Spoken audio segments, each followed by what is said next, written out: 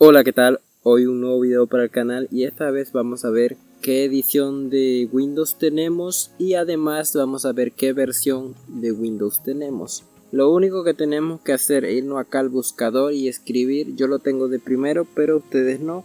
Vamos a escribir información de sistema, lo abrimos y en esta parte nos dice todo sobre el software y todo sobre eso, ¿verdad?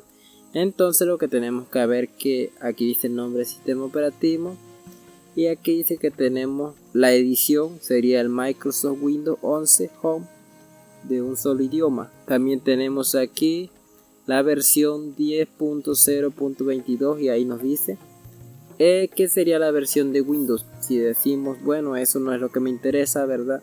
Entonces vamos acá, escribimos sistema y nos aparece esto de configuración de sistema, la palabra sistema la abrimos y nos tira este menú que nos dice aquí en las especificaciones de Windows. Nos dice que tenemos la edición Windows 11 Home, luego tenemos que es la versión 23H2.